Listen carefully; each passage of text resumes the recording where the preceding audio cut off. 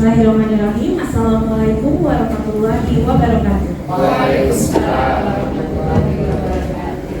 Selamat siang Bapak Ibu, salam sejahtera untuk kita semua. Alhamdulillahirrabbilalamin. Wassalatu wassalamu ala asyrofil anbiya'i wal mursalin wa ala alihi wa sahbihi ajmain. Amma ba'du. Yang terhormat Kepala SDN Pondok Kelapa 04 Ibu GSE Handrayani SDMPD.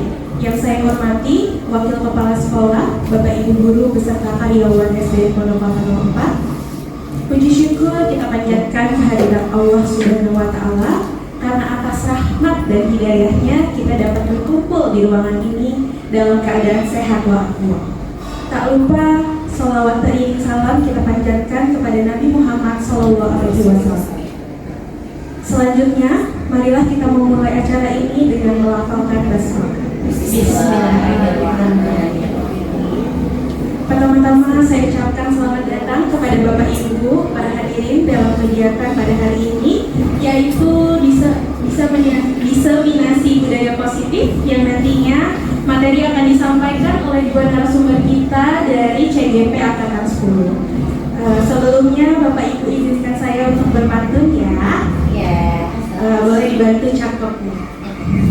Bang Udi jualan bakmi. Cakep. Kuahnya dicampur ikan teri. Cakep. Demi menjalin silaturahmi, biarkan saya perkenalkan diri. Baik, perkenalkan saya Rizka Maulida, saya selaku MC pada kegiatan hari ini. Seperti yang sudah saya singgung di awal bahwa pada diseminasi hari ini akan ada dua narasumber kita, yaitu Ibu Lina Aryawati bersama Bapak Hardian Nursela, dan nantinya akan dimoderatori oleh Ibu Syarifah Fauzia.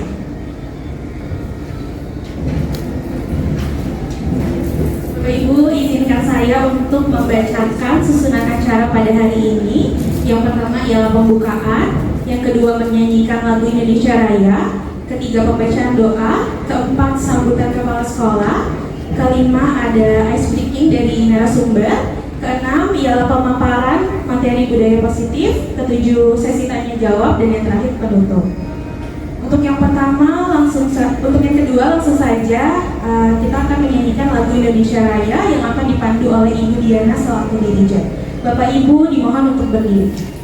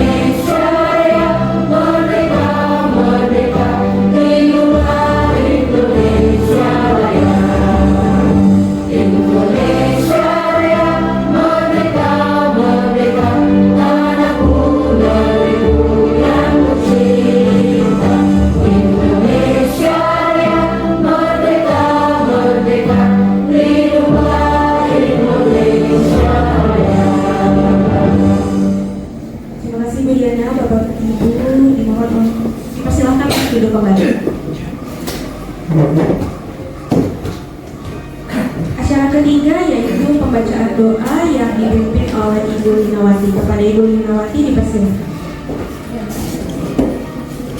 Assalamualaikum warahmatullahi wabarakatuh. Waalaikumsalam warahmatullahi wabarakatuh. Bapak Ibu Guru, sebelum kita memulai kegiatan kita pada hari ini, marilah kita berdoa dengan khusyuk menurut agama masing-masing. Pada kesempatan kali ini, izinkan saya untuk membantunya sesuai dengan tuntunan agama Islam. A'udzubillahi minasyaitonirrajim.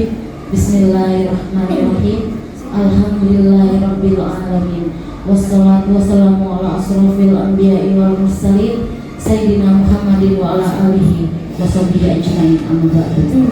Ya Allah ya Rabbi, segala puji hanya bagi Engkau yang telah memberikan kami keselamatan dan kesempatan sehingga kami dapat berkumpul di sini untuk mengikuti kegiatan diseminasi budaya positif. Ya Allah, berikanlah kesehatan kepada kami semua dari awal hingga akhir kegiatan ini, dan limpahkanlah rahmat serta hidayah Engkau kepada kami sehingga kami mendapatkan kemudahan dalam menyerap ilmu-ilmu yang diberikan oleh narasumber dan nantinya dapat kami terapkan dalam melaksanakan tugas sehari-hari. Ya Allah ya Ghaffar, Engkau maha mengetahui terhadap kelemahan dan kekurangan kami, maka dari itu kepadamulah kami menyembah, kepadamulah kami memohon ampunan, serta kepadamulah kami memohon pertolongan. Ya Allah, kabulkanlah doa dan permohonan kami. Rabbana taqabbal minna innaka antas samiul alim wa tub 'alaina innaka antat tawwabur rahim. Rabbana atina fid dunya hasanah wa fil akhirati hasanah wa qina azabannar. Subhana rabbika rabbil izzati amma yasifun, wassalamun 'alal mursalin walhamdulillahi rabbil alamin. Wassalamualaikum warahmatullahi wabarakatuh. Waalaikumsalam warahmatullahi wabarakatuh. Baik, terima kasih Bu Linawati atas pembacaan doanya. Untuk acara yang keempat ialah sambutan Kepala Sekolah SD Pondok Kelapa 04 yang akan diwakili oleh Ibu Siti Fatimah. Kepada Ibu Siti Fatimah dipersilakan.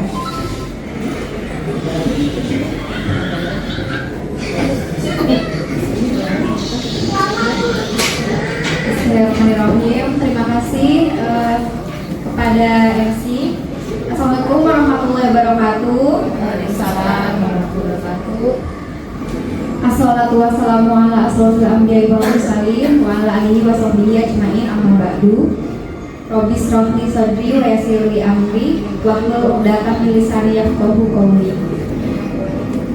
Pertama-tama saya mengucapkan terima kasih kepada guru-guru semuanya yang telah hadir pada siang hari ini dalam acara diseminasi budaya positif yang nantinya akan dibawakan oleh narasumber yaitu Ibu Lina Aryawati dan Bapak Handar Musela dari CGP Angkatan 10 Duren Sawit, Jakarta Timur.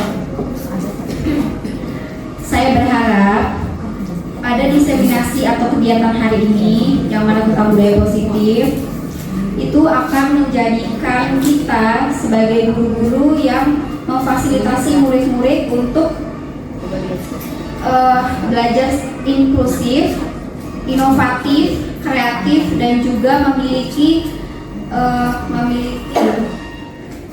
daya dukung atau daya saing berwawasan global sehingga bisa memaksimalkan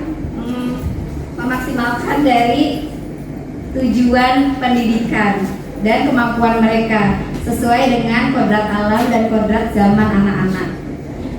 Kemudian semoga mulai dari sekarang budaya positif itu bisa menjadi budaya di sekolah kita, bukan hanya budaya guru-guru saja, bukan hanya budaya murid-murid atau staf, tetapi seluruh dari warga sekolah.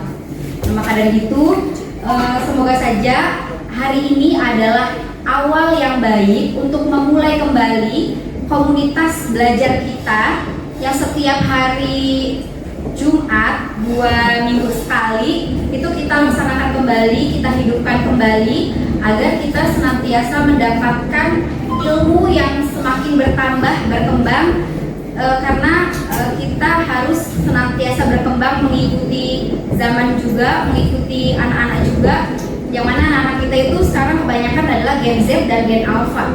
Mereka ini biasanya lebih senang untuk belajar menggunakan teknologi lebih senang untuk praktik langsung dibandingkan mendengarkan ceramah-ceramah saja. Nah, maka dari itu kita sebagai guru harus senantiasa mengikutinya supaya terjadilah pembaluran antara pengetahuan, praktik, dan juga teknologi seiring berjalan dengan seimbang seperti itu ya. Kemudian semoga acara ini berjalan dengan lancar. Titik pesan saya untuk Bapak Handrian dan Ibu Lina, teruslah berkembang, teruslah gandeng tangan teman-teman kita, sahabat-sahabat kita, rekan sejawat kita, agar kami ini juga berkembang juga seiring dengan kemampuan dan Bapak dan Ibu. Buatlah teman-teman kita ini menjadi maju. Jadi maju bersama-sama untuk kita semua, untuk anak-anak, untuk sekolah, untuk semuanya. Terima kasih. Saya ucapkan wabillahi taufiq wal hidayah. Wassalamualaikum warahmatullahi wabarakatuh.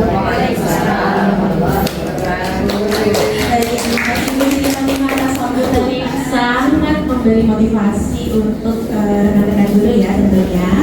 Oke, memasuki acara inti yaitu diseminasi budaya positif. Pada sesi ini akan dipandu langsung oleh moderator kita yaitu Ibu Syarifah Fauzia. Kepada Ibu Syarifah dipersilakan. Terima kasih Bu Rizka. Baik, saya mulai. Assalamualaikum warahmatullahi wabarakatuh. Terima kasih yang terhormat Ibu Kepala Sekolah, yang terhormat Bapak Ibu Guru, yang terhormat juga narasumber kita yaitu Ibu Lina Haryawati dan Bapak Handrian. Kali ini kita akan mendengarkan paparan budaya positif dari CGP Angkatan 10. Sebelumnya, tak kenal maka tak sayang, maka saya akan memperkenalkan dua narasumber kita pada hari ini. Yang pertama yaitu ada Lina Haryawati SPD. Beliau adalah lulusan dari S1 Pendidikan Biologi di UNS tahun 2000, kemudian S1 PGSD UNJ tahun 2017, dan saat ini beliau mengampu guru kelas 5 di SDN Pondok Kelapa Lompat. Kemudian narasumber kedua kita yang hebat yaitu adalah Pak Handrian Nursiala SPD. Beliau adalah lulusan S1 PGSD UHAMKA pada tahun 2015 yang saat ini mengampu di guru kelas 4 SDN Pondok Kelapa 4. Baiklah, tak lama lagi langsung saja kita dengarkan paparan diseminasi dari budaya positif yang akan disampaikan oleh kedua narasumber kita yang hebat ini. Beri aplaus untuk Ibu Lina dan Bapak Handrian. Terima kasih.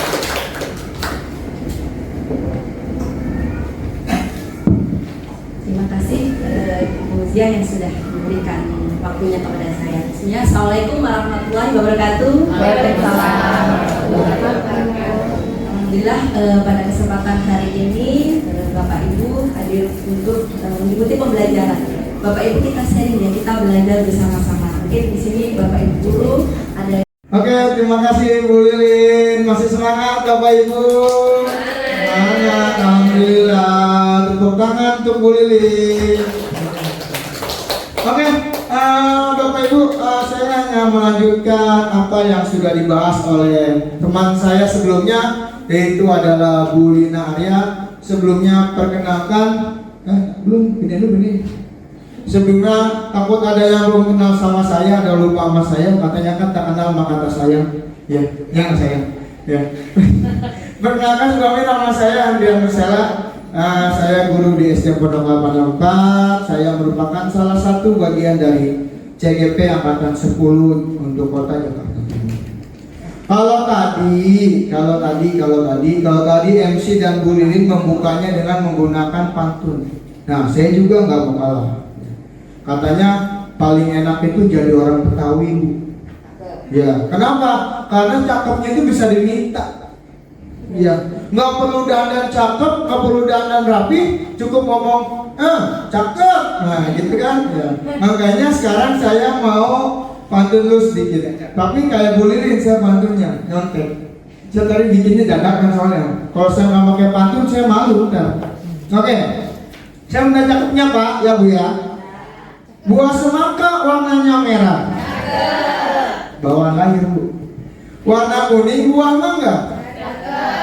jangan lelah dan jangan menyerah untuk belajar sepanjang masa. Iya, Oke, lanjut. Oke, untuk kali ini saya akan menjelaskan, atau kita sebenarnya sini bukannya ini ya, saya hanya kita biar sama-sama belajar bareng untuk meluruskan pemikiran kita yang tadinya mungkin agak belok sedikit karena kurang tahunya kita. Nah sekarang kita dulu jangan ini dulu, cepet aja, saya belum mulai ini. Oke, ulang. Jadi awal tadi udah. Nah, oke, untuk meluruskan apa-apa yang sebenarnya sudah kita lakukan, tetapi mungkin kita belum tepat dalam memposisikan diri kita. Ya. Nah, sebelumnya di sini tadi sudah disinggung oleh Bu Lili tentang disiplin positif. Nah, sebelumnya saya mau nanya, kira-kira apa sih dalam pikiran kita yang ada dalam pikiran kita ketika kita berbicara atau mendengar kata disiplin? Saya mau satu orang bang, mana mic-nya? Mana? Nah, coba saya mau Bu Juli. Bu Juli, kira-kira Bu Juli ketika Bu Juli mendengar kata disiplin, apa yang terbesit dalam pikiran Bu Juli? Peraturan. Ya, teman-teman Bu Juli, mantap, peraturan. Saya mau Bu Putri. Nah, Bu Putri, kira-kira Bu Putri ketika dengar kata disiplin apa?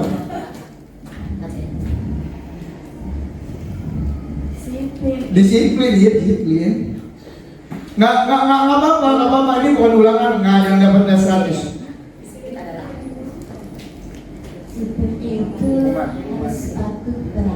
Harus patuh peraturan, mantap, total untuk Bu Putri. Nah, biar nggak ngantuk lagi saya minta, nah ibu saya nih, Burus. Disiplin apa Bu ya kira-kira ya? Tertib, makan mie dong Bu. Udah kedengeran suaranya.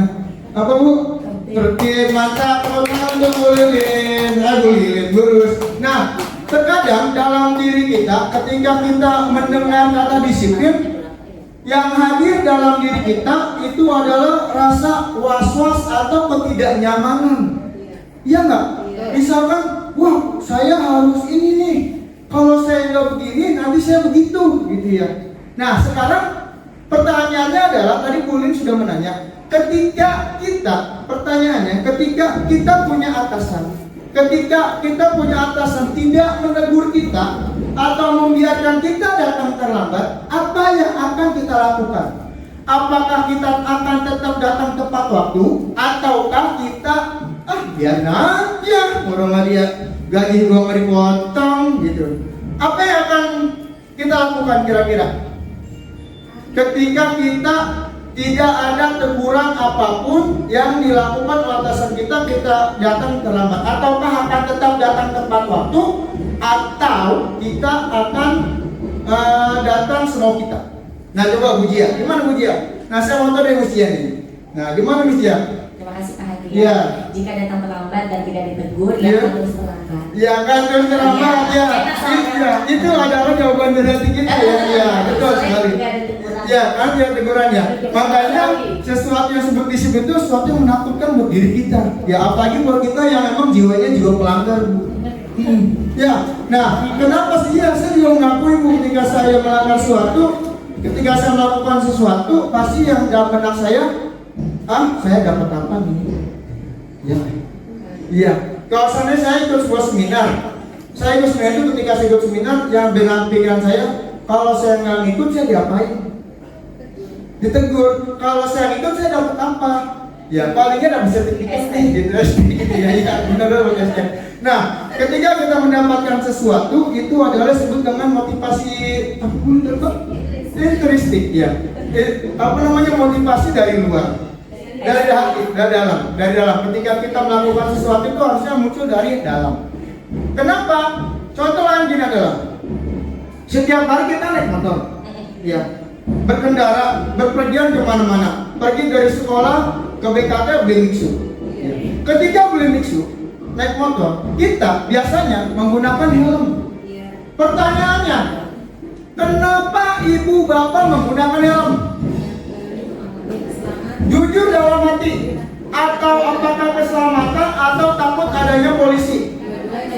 Karena mayoritas dari kita menggunakan helm adalah takut karena adanya polisi. Akhirnya apa? Takut ditilang. Ketika nggak ada polisi ya bodo amat gitu. Keselamatan nomor sekian. Akhirnya ketika polisi nggak ada, kita tidak bisa mematuhi aturan sudah berlaku. Nah seperti itu ya biar. Oke, itu namanya adalah disiplin, adalah suatu pengukuran perilaku kita untuk melakukan sesuatu. Nah lanjut. Oke, tujuan kegiatan adalah Bapak Ibu mendapatkan pemahaman mengenai konsep-konsep inti dalam modul budaya positif yang bisa diterapkan dan memahami penerapan dalam ekosistem sekolah yang aman dan berpihak pada siswa. Tadi sudah dibahas oleh Bu Lilit. Next lagi, ini udah dibahas next. Nah, sedikit mudah sebentar, biar nggak terlalu ini. Oke, ini aja dong. Ini yang mati di sini aja nih. Mutusinya mati.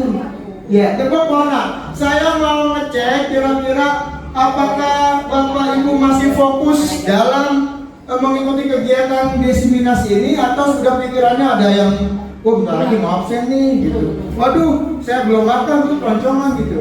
Nah, lihat, mana belum? Ini suaranya belum ada.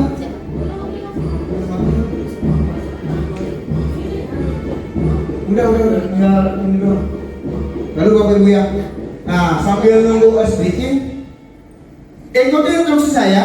Kalau kita buka tutup tepuk tangan. Oke saya. Oke, 1, 2, 3. Buka tutup tepuk tangan. Buka tutup tepuk tangan. Buka tutup tepuk tangan. Lebih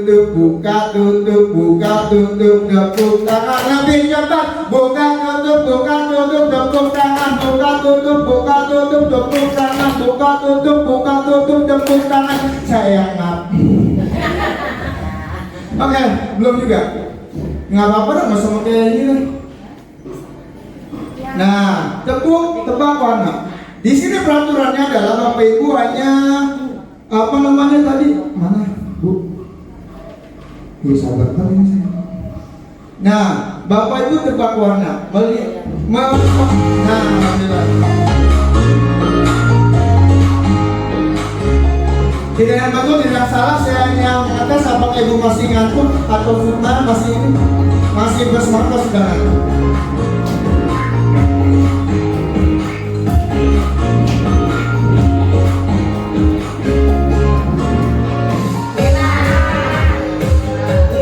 Kita Bu, yang dilihat tulisannya. Berarti masih berwarna kabur.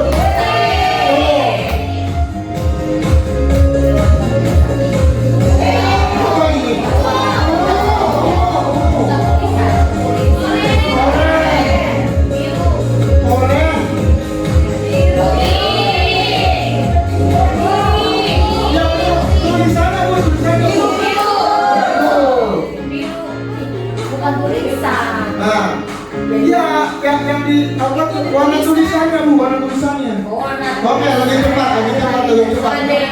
Ya, bukan bego Bu.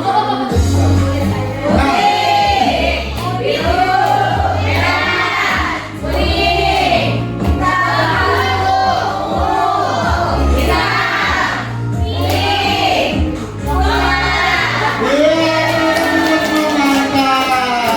ternyata masih pada fokus ya, pikirannya masih ada di sini. Alhamdulillah. Kesepakatan belajar, seluruh peserta memiliki kesempatan untuk berpendapat. Jadi semuanya bisa berpendapat. Apabila saya ada kesalahan dalam berkata, silakan angkat tangannya atau langsung dipotong saja. Jika ada satu peserta berbicara, maka peserta yang lain mendengarkan. Ketiga, berpendapat setelah dipersilakan. Keempat, berpasti-pasti penuh. Kelima, mengikuti sesi kelas dengan perasaan yang gembira. Berpartisipasi penuh berarti nggak ada yang ngantuk kalau penuh. Oke, next. Kebutuhan dasar manusia. Nah, kalau yang kita tahu ya selama kita belajar di sekolah, kan kebutuhan itu ada 3 yang nggak masalah di kelas 4, 5, 6 ya. Ada kebutuhan primer, sekunder sama tersier. Nah, kalau seandainya primer itu apa contohnya? Gue udah kayak ngajar di kelas saya ini. Apa aja? Makan, minuman, pakaian, papan, sandang, pangan. Lalu yang sekunder, kebutuhan kedua, mobil. Itu belum tuh ketiga, Bu. Pendidikan, kesehatan dan lain sebagainya. Yang tersier adalah ketiga, motor, mobil, ya. Semua yang bermerek, ya. Nah, kebutuhan dasar manusia adalah segala sesuatu yang kita lakukan untuk mendapatkan apa yang kita inginkan. Segala hal yang kita lakukan pasti memiliki tujuan tertentu, serta seluruh usaha yang kita lakukan adalah dalam rangka agar kebutuhan dasar kita terpenuhi dengan baik. Nah, ada 5 kebutuhan dasar manusia. Belum. Lanjut. Nah, ada kebutuhan dasar manusia ternyata. Nah, satu itu adalah bertahan hidup, sandang, pangan, papan, kesehatan, selamat, atau untuk survive, ya, untuk mereka bertahan hidup. Nah, apa saja? Seperti tadi yang kita sebutkan di awal, seperti itu adalah kebutuhan mereka primer, makannya, minumnya, pakaiannya, rumah tinggalnya, kesehatan itu adalah yang utama dalam hidup kita. Yang kedua adalah kasih sayang dan rasa diterima. Sekunder, apa enggak ini? Bukan sekunder, Bu. Ini beda lagi. Berbagi, nah ini contohnya berbagi, kerjasama menjadi bagian dari kelompok. Nah, ketika ada seorang anak yang memiliki atau tidak terpenuhi kebutuhan kasih sayangnya, biasanya anak tersebut dia akan mencari kasih sayang atau caper. Contohnya apa? Kalau ada seorang anak, misalkan maaf, dia adalah kasus broken home. Ya, pernah dapat yang broken home? Ya, banyak. Ketika kita dapat kasus broken home, seorang anak memiliki kasus broken home, dia biasanya akan memiliki suatu perilaku yang mana fungsinya adalah dia untuk diakui oleh lingkungannya. Nah, kenapa? Karena si anak ini tidak terpenuhi rasa kasih sayang dan rasa diterimanya. Kenapa? Akhirnya dia merasa minder. Dengan cara dia melakukan hal tersebut, dengan cara dia campur dengan kita gurunya, itu adalah salah satu cara dia untuk dapat diterima di lingkungannya. Yang kedua adalah kebebasan. Yang ketiga mampu. Yang ketiga adalah kebebasan. Mencoba hal baru, mampu mengendalikan diri, memiliki pilihan. Nah, kebebasan itu adalah biasanya misalkan kayak kita diberikan kebebasan untuk memilih.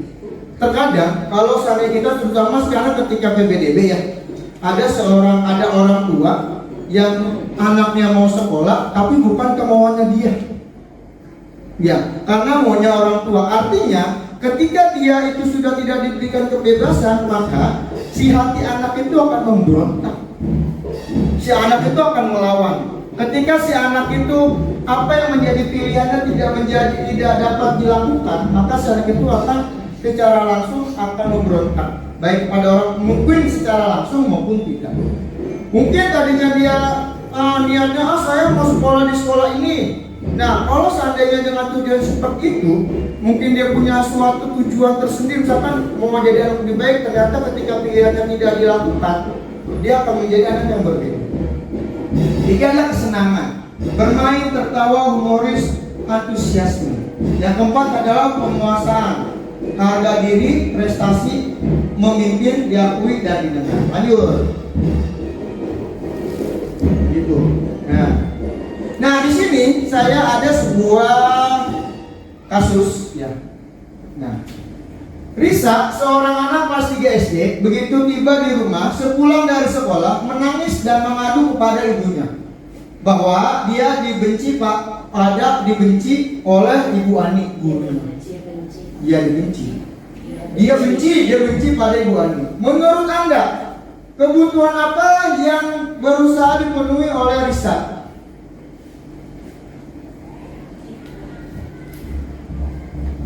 Ayo.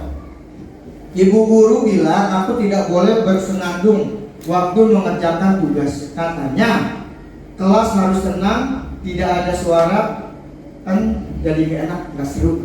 Kadang-kadang anak-anak kan ada yang kalau di kelas rame tuh, kalau ketika kita tegur, nah si anak itu suka bengong atau tidak terima, akhirnya membekas dalam hatinya. Nah ini juga kasusnya sama seperti si Risa. Ketika pulang sekolah dia cerita kepada mamanya, dia merasa benci pada Bu Ani karena ketika dia bersenandung dia ditegur oleh Bu Ani. Kira-kira kebutuhan apa yang sedang dicari oleh Risa?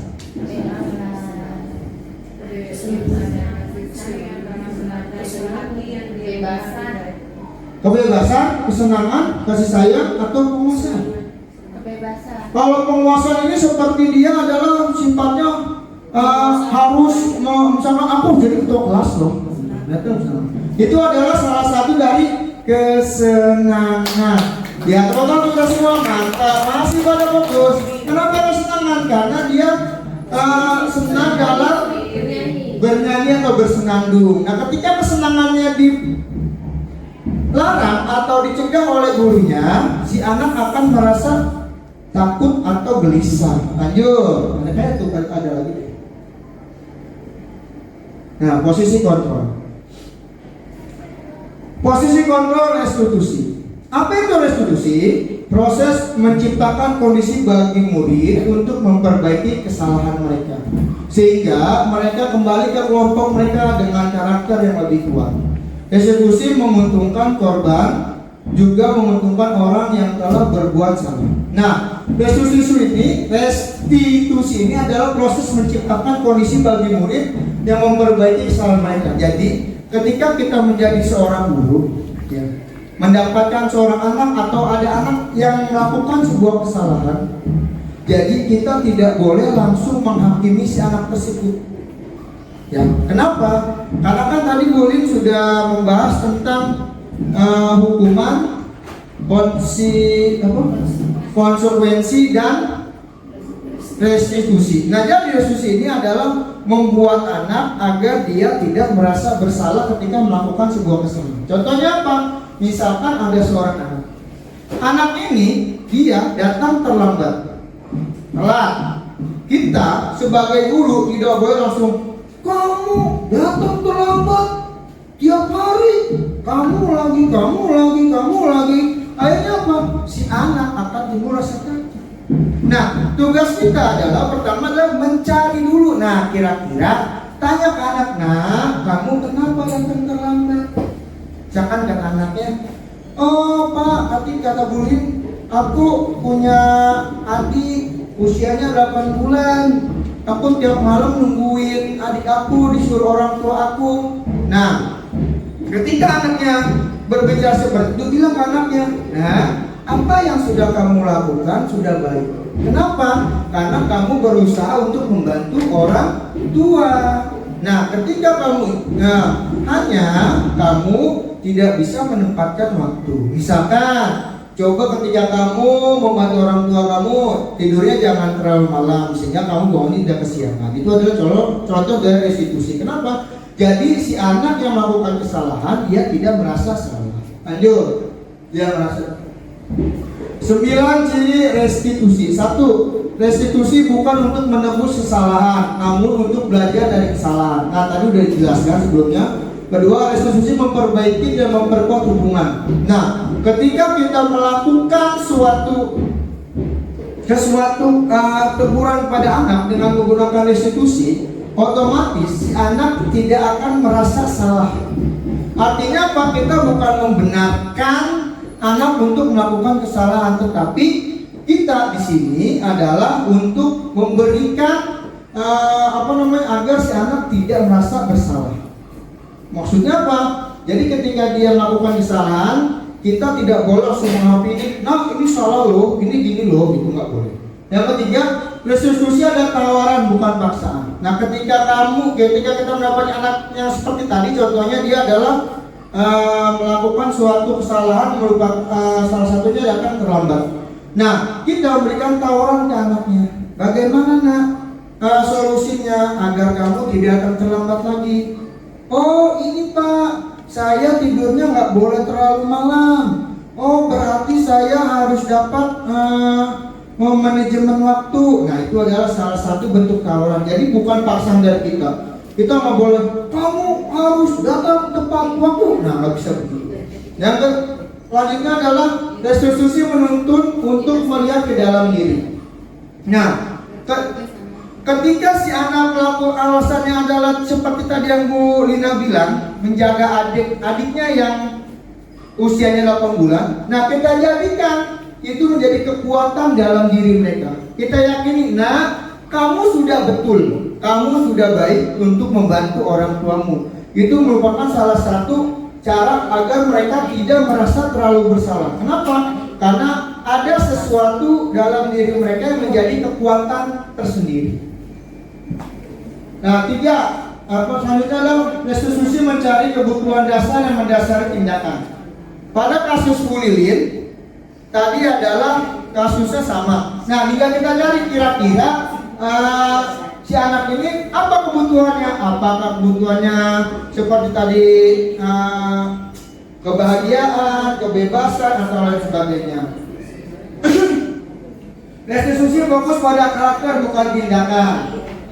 Restitusi menguatkan apa yang bisa diubah. Restitusi fokus pada solusi. Restitusi mengembalikan murid yang berbuat salah pada kelompoknya. Lanjut. Nah, 5 posisi kontrol guru. 1. Penghukum, 2. teman, 3. manajer, 4. pembuat merasa salah, 5. pemantau. Penghukum. Next dulu. 1 adalah penghukum. Penghukum biasanya dia tidak mau tahu apa yang terjadi pada pada siswa tersebut. Contohnya menghardik, menunjuk, menyakiti, menyindir. Misalkan ada anak yang tadi kasusnya masih terlambat lagi. Si anak ini terlambat mulu. Nah, karena kita menempatkan diri kita sebagai penghukum, tanpa bertanya lagi, kita langsung berkata pada anak, kamu tiap hari datang terlambat. Nah, itu adalah salah satu penghukum. Akhirnya apa? Si anak akan merasa bersalah, merasa cemas. Nah, dia itu akhirnya dia akan membuat alasan-alasan untuk mencari kebenaran dirinya sendiri. Kenapa? Karena dia merasa takut. Yang kedua, membuat orang merasa bersalah. Misalkan gini, ada anak nilainya rendah, setiap hari dia di sekolah cuma bengong aja. Nah, tiba-tiba kita menegur si anak. Nah, kamu nggak kasihan ke ibu? Ibu udah capek-capek ngajarin kamu, udah teriak-teriak ngajarin kamu, tapi kamunya kok cuma bengong aja, nilainya rendah. Akhirnya si anak merasa bersalah. Atau kalimat lain seperti ini, coba kamu lihat, ibu kamu di rumah setiap hari kerja nyari uang buat kamu sekolah, ongkosin kamu, tapi kamunya sekolah cuma bengong, di sekolahnya cuma ngobrol. Kasihan ibu kamu. Nah, itu adalah salah satu kalimat dari merasa bersalah. Ini apa? Si anak merasa bersalah. Hasilnya adalah si anak menyembunyikan atau menyangkal dan berbohong. Sama seperti tadi yang menghukum. Yang kedua, sebagai teman. Nah, misalkan gini, sebagai teman contohnya adalah misalkan si anak ini tadi nilainya kurang. Kita panggil misalkan, namanya adalah Yoga. Yoga, sini nak, cerita sama bapak. Ya, kenapa? Yoga, nilainya kecil nak. Nah, itu adalah salah satu bentuk kita menggunakan pendekatan secara posisi kontrol dengan sebagai teman. Tetapi kekurangannya apa? Kelebihannya adalah si anak akan merasa dekat pada kita, nyaman dengan kita. Tetapi yang dikhawatirkan ketika kita menggunakan posisi kontrol sebagai teman, anak kita atau murid kita akan merasa kebablasan, nggak tahu tempat. Istilahnya kita niatnya pendekatan, tapi akhirnya si anak songong. Ya, akhirnya si anak nggak menghargai kita sebagai gurunya. Nah, lalu yang keempat adalah pemantau. Misalkan ada anak tadi telat datang ke sekolah, langsung kita sebagai guru tanya, kamu kenapa telat? Kamu tahu aturan sekolah? Nah gitu ya.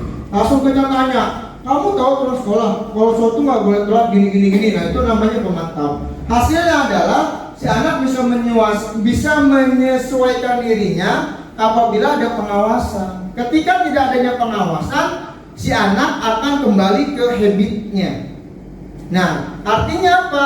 Ketika kita melakukan dalam posisi kontrol kita sebagai pemantau, nanti ketika si anak itu, misalkan contoh gini, Bu Juli lagi nih, karena Bu Juli pengantuk romannya. Nah, misalkan Bu Juli. Nah, Bu Juli ini adalah misalkan ya, maaf misalkan terkenal sebagai guru yang killer. Ya, semua anak takut sama Bu Juli.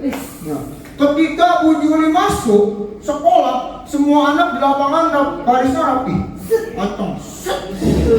Tanpa Bu Juli teriak siap gerak, anak-anak udah siap duluan. Tanpa berbicara tatapan mata aja anak-anak langsung horor ya. Tetapi apakah itu akan terjadi? Apakah sifat itu akan terbentuk dalam diri pada anak ketika Bu Juli tidak masuk? Tidak ya. Kenapa? Karena si anak melakukannya karena takut sama Bu Juli. Jadinya Bu Juli kalau anaknya mau teratur terus, Bu Juli nggak boleh sampai. Harus masuk setiap hari. Pun datangnya harus tepat waktu. Tapi alhamdulillah enggak. Ya teman-teman Bu Juli, ya mantap Bu Juli. Yang terakhir adalah sebagai manajer, mengajukan pertanyaan-pertanyaan. Misalkan gitu. Yang baik, Burus. Yang kewibuan Burus. Misalkan anaknya Burus 40 nih, namanya si Restu. Ya. Restu setiap hari datangnya telat mulu. Sama Burus ditanya, Restu, nah kamu kenapa Ndok? Ya kenapa Ndok? Oh iya, bagus laki. Oh kalau le itu laki-laki, kalau itu perempuan.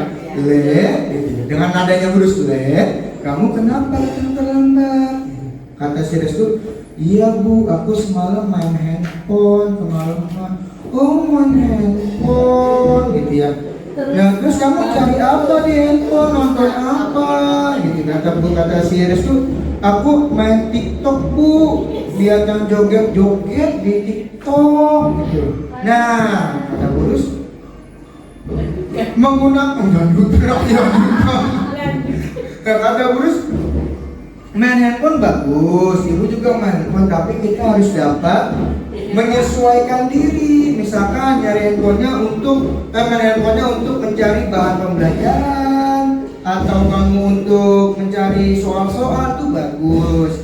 Nah sekarang kamu mau berubah? Nah kata mau Bu, ayo sama ibu buat kesepakatan. Kira-kira apa yang akan kamu lakukan setelah ini? Setelah kamu keluar dari sini, apa yang akan kamu lakukan? Misalkan, ya Bu, saya akan lebih bijak lagi dalam melakukan atau dalam menggunakan handphone. Nah, itu adalah salah satu teknik pendekatan cara manajer. Nah, hasilnya dapat menguatkan diri anak. Kenapa? Karena ini bukan bentuknya paksaan. Nah, pertanyaannya, posisi mana yang sudah kita lakukan? Apakah penghukum? Apakah memberi sebagai orang yang merasa bersalah, teman, pemantau, atau manajer? Semuanya sudah. Mantap, kalau kita semuanya. Tetapi yang paling sering yang mana nih Bu Juli? Manajer. Mantap. Lanjut next. Segitiga restitusi. Satu, memvalidasi tindakan yang salah, menanyakan keyakinan, yang menstabilkan identitas, memvalidasi tindakan yang salah dan menanyakan keyakinan. Lanjut dulu. Satu, menstabilkan identitas. Berbuat salah itu tidak apa-apa. Contohnya, kata-katanya. Misalkan, nah kamu ini misalkan dia sering datang terlambat. Nah, nggak apa-apa datang terlambat. Tapi jangan terlalu keseringan. Mungkin karena kamu sering terlambat beralasan membantu orang tua, itu ada salah satu bentuk saling apa. Nah, tidak semua tidak ada manusia yang sempurna. Misalkan si anak ini setiap hari berantem. Atau misalkan setiap hari kerjanya adalah nyontek, bilangin ke anaknya, jangan kamu tiap hari ulangan nyontek, mau nyontek, kalau nggak nyontek lihat buku. Tapi bilang ini, nah tidak ada manusia yang sempurna. Bapak juga pernah atau ibu juga pernah. Bapak juga nggak nyontek dong. Bapak juga pernah nyontek ya, bisa. Mungkin dia kelihatan. Nah, misalkan, tidak ada manusia yang sempurna. Semuanya pasti pernah melakukan kesalahan. Hanya bagaimana, ya kesalahan Allah betul. Hanya bagaimana cara kita bisa menempatkan diri kita. Nah, hari tadi. Validasi tindakan yang salah. Nah, seperti tadi ada anak yang terlambat atau tadi yang contohnya guru tentang si Restu yang sering main handphone, memvalidasi. Kamu pasti punya alasan mengapa melakukan hal itu. Nah, misalkan kata Restu, aku di rumah bosen gak ada temennya, jadi aku mainnya HP aja gitu. Nah, baru nanti kita setelah anak memberikan alasan, kita memberikan jawaban. Misalkan, ya kamu kan bisa melakukan hal yang baik, misalkan belajar atau menciptakan sesuatu yang berharga gitu. Nah, lalu ya kamu boleh mempertahankan sikap itu, tapi kamu harus menambahkan sikap yang baru. Misalkan yang saya bilang tadi, si Restu main HP karena buat main Shopee misalkan. Buat shopping cekot contoh ya, misalkan cekot. Nah, cekot video ya. Misalkan cekot. Nah, katanya, kamu nggak apa-apa main handphone, tapi gunakan handphone lebih bijak lagi. Misalkan mencari soal atau menjadi sumber belajar buat kamu. Oke, next. Menanyakan keyakinan kelas. Nah, kalau tadi Bu Lin kan sudah bikin kesepakatan kelas, sekarang membuat keyakinan kelas. Ketika anak melakukan suatu kesalahan, ketika anak melakukan suatu yang kurang tepat, jangan serta-merta kita marah-marah dan menghadik si anak. Karena saya pernah melihat ada guru yang suka, kamu ini ya, setiap hari datang telat mulu. Ini lagi orangnya dibuang bosan. Di buku adanya nama kamu, kemarin nama kamu, sekarang nama kamu, mau jadi apa kamu udah gede? Iya, dari ibu cuma nama kamu seorang karena kamu telat mulu. Nah, lalu tanya, apa nih kira-kira keyakinannya? Apa keyakinan kelas kita? Misalkan, oh iya kita pernah bilang, bahwasanya kita nggak boleh tidak boleh datang waktu, tidak boleh datang terlambat. Nah, itu adalah salah satu proses menanyakan keyakinan. Misalkan ada anak yang suka membuli. Nah, tanya, apa keyakinan kelas kita? Oh iya Pak, kita pernah buat keyakinan kelas, bahwasanya kita tidak boleh, harus saling menghargai satu sama lain. Oke, next. Nah, ini adalah ini adalah salah satu. Nah, sebelum bisa sebut nggak? Nah, ini dikit ya, tidak Nah, ini adalah sebuah kasus. Nah, ini ada sebuah kasus seorang anak murid saya namanya Danang. Ya. Jadi si Danang itu adalah siswa kelas 4 yang mana dia merupakan atlet taekwondo atau karate di sekolah. Nah, si Danang ini dia memiliki ambisi yang tinggi untuk mendapatkan nilai yang besar. Suatu ketika katanya si Danang ini mendapatkan nilai kecil dalam pelajaran bahasa Inggris. Nah, Danang tidak terima dengan apa yang dia dapat. Akhirnya dia emosi. Nah, dia menjahili temannya yang bernama Syarif, itu menendang kursinya hingga Syarif mau terjatuh. Nah, saya mendapatkan laporan dari Misida. Nah, setelah itu saya manggil Danang untuk menceritakan atau saya lakukan posisi kontrol saya sebagai manajer. Ya, coba. Nah, ini ada contoh. Ini adalah, itu Danang menang. Kemarin Bapak dapat laporan dari Misida guru bahasa Inggris. Katanya Danang waktu pelajaran bahasa Inggris itu yang usianya syarif, apa betul? Oh, betul gitu. Bapak boleh tahu nggak kenapa Danang usianya syarif? Yang kameranya siapa diketahui?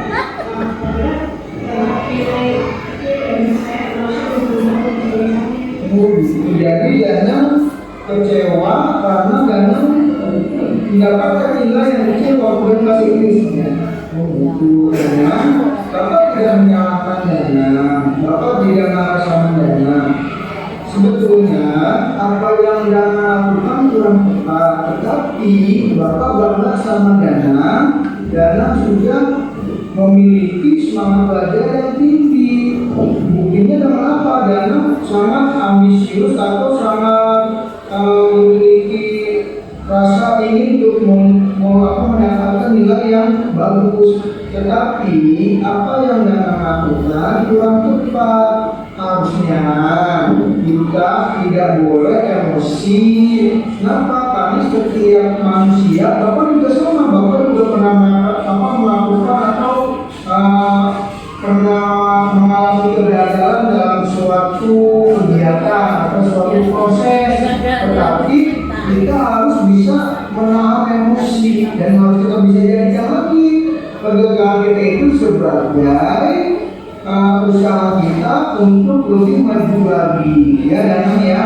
Nah sekarang Danang tahu nggak yang Danang lakukan salah?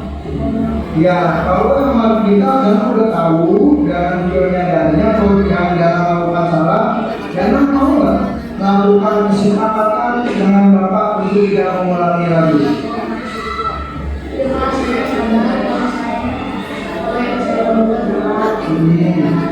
Ya, Danang tidak mengulangi lagi ya. Iya, dan mengulangi lagi ya. Setelah ini Danang mau ngapain? Minta maaf salib ya. Nanti setelah dari Bapak, Danang datang ke salib dan minta maaf. Danang sudah bersama sama Bapak untuk tidak mengulanginya lagi dan agar Danang lebih bisa menahan emosi ya. Oke, ya Danang terima kasih. Sekarang silakan Danang kembali ke kelas. Mantap ya, Alhamdulillah. Tepuk dong. Itu adalah salah satu contoh dari posisi kontrol sebagai manajer, yang mana kita tidak akan membuat anak merasa bersalah sehingga tidak akan menimbulkan rasa sakit pada lubuk hati si anak. Ketika kita melakukan ucapan yang kurang baik, misalkan kita melakukan posisi kontrol kita sebagai seorang penghukum atau seorang pemberi merasa bersalah, memang anak itu akan menjadi seperti apa yang kita mau, tetapi bukan menjadi dirinya sendiri. Artinya apa? Mungkin ketika dia melakukan itu, dia akan merasa tertekan, atau bahkan akan ada dendam dalam hatinya untuk kita sebagai gurunya. Aduh, ini guru marah-marah mulu kerjaannya, nah gitu contohnya ya. Oke, next. Kembali. Next aja lagi next. Next lagi. Takut bosan kok saya. Nah oke. Nah di sini ada sebuah kasus lagi. Kasusnya itu adalah tentang Ibu Dani. Ibu Dani sedang menjelaskan pelajaran bahasa Inggris di papan tulis. Namun beliau memperhatikan bahwa Fajar malah tidur-tiduran dan tampak acuh tak acuh pada pelajarannya. Fajar coba jawab pertanyaan nomor 3. Maju ke depan dan kerjakan di papan tulis, kata Bu Dani. Fajar pun tampak malas-malasan maju ke depan, dan sampai di depan papan tulis pun Fajar hanya diam terpaku sambil memegang buku bahasa Inggrisnya dan memainkan spidol di tangannya. Ayo Fajar, makanya jangan tidur-tiduran, lain kali perhatikan. Saat sudah sana, duduk kembali. Kira-kira siapa yang bisa?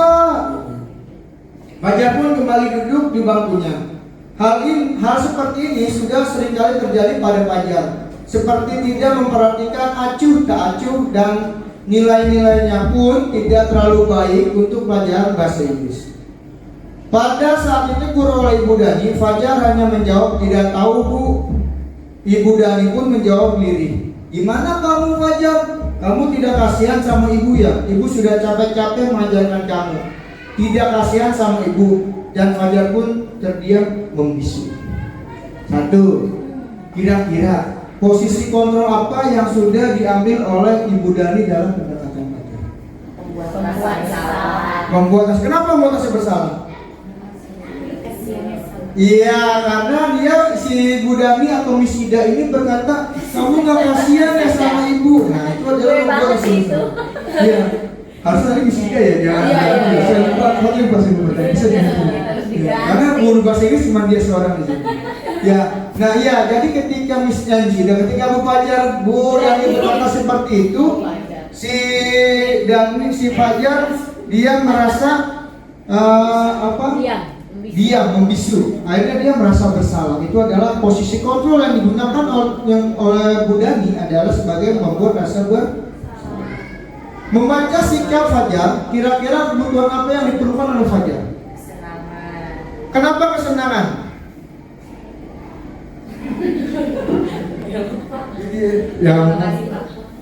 Kesenangan karena dia saat belajar malah tidur-tiduran dan tampak acuh pada pelajarannya. Betul. Rasa dia butuh rasa kesenangan atau dia seperti merasa bosan. Tepuk tangan untuk Miss Dia, mantap. Selamat datang Padi. Ya nggak apa-apa. Nah, bila mana Ibu Dani mengambil posisi pemantau, apa yang akan dilakukan dikatakan olehnya? Pemantau itu yang tadi, kamu tahu kan peraturan sekolah kita? Nah, dia pasti akan berkata seperti itu. Pertanyaan seperti apa?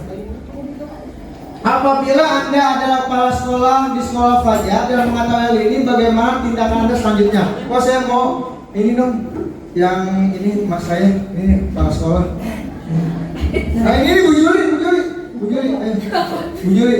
Apabila Bu Juli sebagai kepala sekolah di sekolahnya Fajar dan mengetahui hal ini, bagaimana tindak lanjut Bu Juli sebagai kepala sekolah? Ini kan calon kepala sekolah Bu Juli. Amin. Jadi Fajar ini anak yang sering acuh tak acuh ketika pelajaran. Nah, Fajar ini nilainya kecil-kecilan. Nah, bagaimana tindakan yang akan Bu Juli lakukan ketika Bu Juli menjadi seorang kepala sekolah? Bisa Padi tadi nih, Padi berhati sih. Iya Padi. Ya Padi. Iya. Masa sih Fajar diulang lagi? Nah, jadi gini Padi. Nah, si Fajar ini adalah seorang siswa. Nah, Fajar ini dia ketika pelajaran bahasa Inggris selalu acuh tak acuh. Nah, ketika tiduran segala macam, nah dan nilainya pun kecil. Ketika ditegur oleh Bu Dani, dia ketika diberi pertanyaan soal jawabnya tidak tahu Bu. Nah, kira-kira posisi apa yang akan Pak Adi lakukan ketika Pak Adi menjadi seorang kepala sekolah sebagai manajer? Solusinya apa?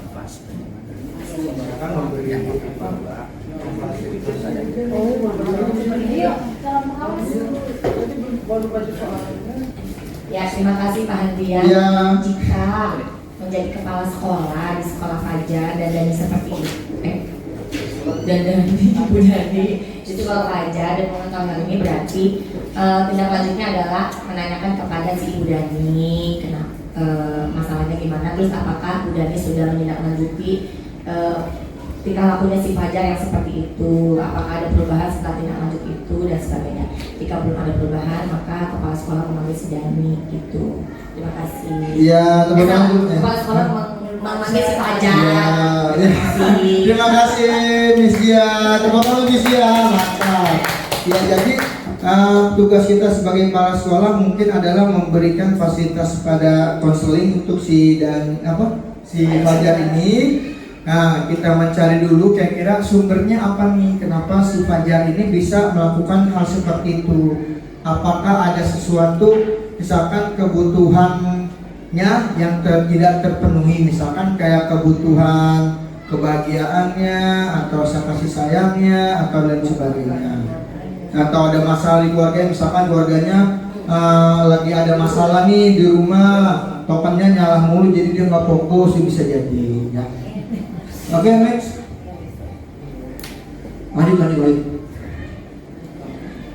Lanjut. Nah, Mari kita refleksi ya. Mari kita refleksikan Bapak Ibu apa yang sudah Ibu pelajari hari ini, bagaimana perasaan Bapak Ibu. Nah, saya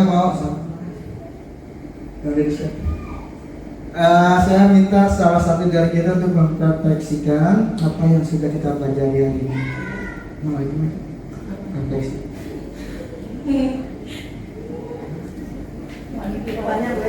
Ya, refleksi. Sebelah sana pelajari.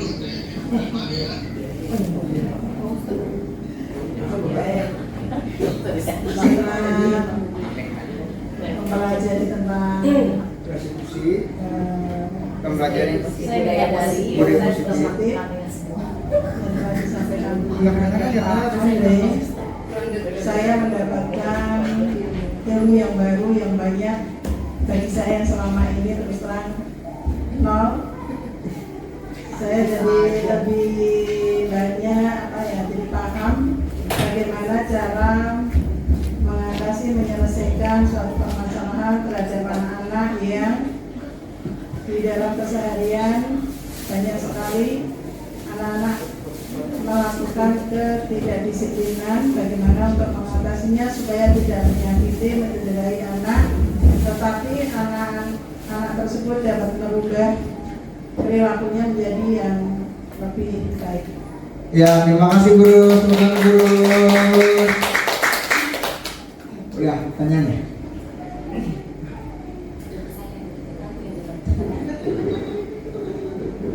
Nah, oke. Terima kasih. Semoga apa yang saya sampaikan dapat membantu Bapak Ibu semua. Salam guru penggerak, tergerak, bergerak, menggerakkan. Terima kasih. Kita beri aplaus Bapak Ibu sekali lagi yang meriah. Ibu Lina, Ariwati dan Pak Hadi Rizala. Baik, terima kasih. Kita buka sesi tanya jawab ya. Kebetulan tanya jawabnya banyak sekali, jadi kita potong menjadi satu aja ya. Karena banyak sekali yang mau bertanya nih. Yuk kita buka satu saja yang boleh bertanya. Boleh dua kalau gitu. Silakan. Pertama Bu Diana, yang kedua nanti Bu Lulus ya. Dua boleh ya. Tiga boleh lah. Terima kasih atas waktunya Bu Ina. Ya. Tadinya saya bertanya sama Bu Lina kali ya. Oke. Tadi sudah dijelaskan mengenai kesepakatan kelas. Ada istilah kesepakatan kelas. Saya ingin tanyakan, bagaimana cara mewujudkan sebuah keyakinan kelas secara efektif? Selama ini mungkin kita di kelas apakah sudah benar atau belum? Jadi kita ingin tahu bagaimana kesepakatannya. Terima kasih Bu Diana. Terima kasih Bu Diana, kita tampung dulu untuk pertanyaan kedua oleh Bu Rus.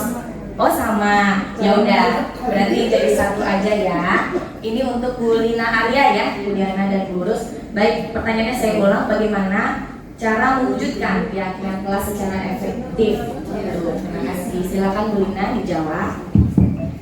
Terima kasih Bu Diana yang sudah memberikan pertanyaan. Pertanyaannya bagus sekali ya, baik guru.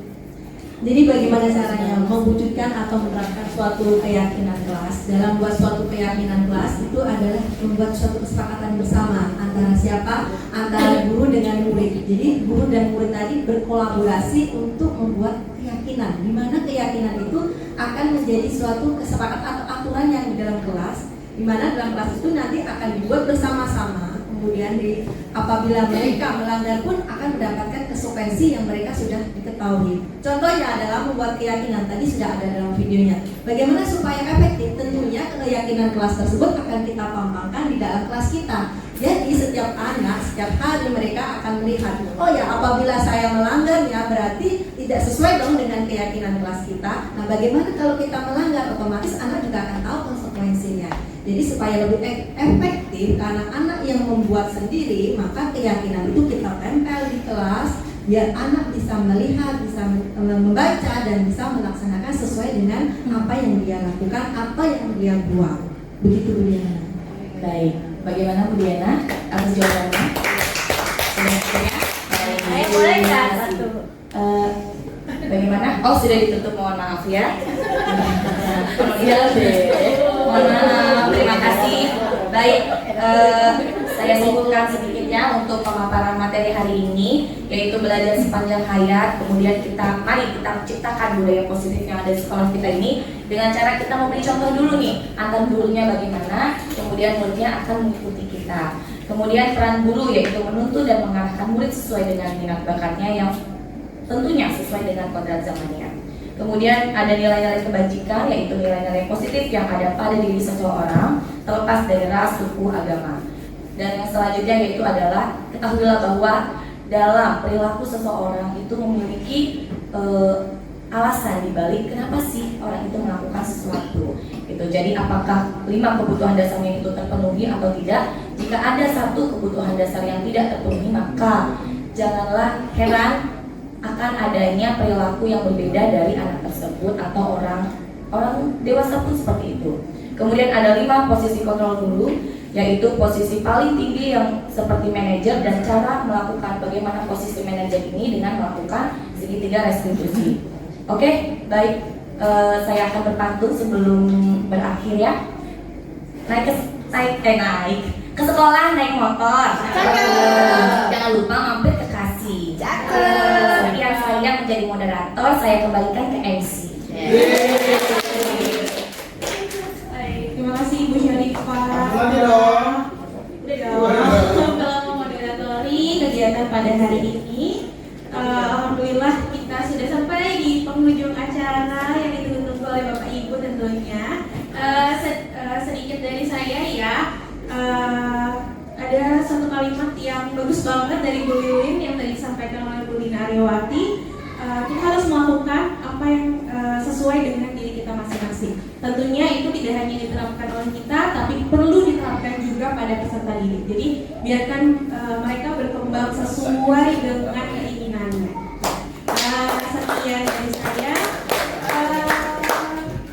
Saya ucapkan terima kasih kepada Bapak Ibu yang telah meluangkan waktunya, yang sudah sempat hadir pada kegiatan hari ini. Terima kasih kepada narasumber Ibu Lina Aryawati, Pak Habrian Kusela. Terima kasih Ibu Moderator. Cukup sekian dari saya. Semoga ilmu yang didapatkan dari kegiatan ini bisa diimplementasikan di kehidupan Bapak Ibu guru selanjutnya. Terima kasih. Saya selaku MC. Wassalamualaikum warahmatullahi wabarakatuh.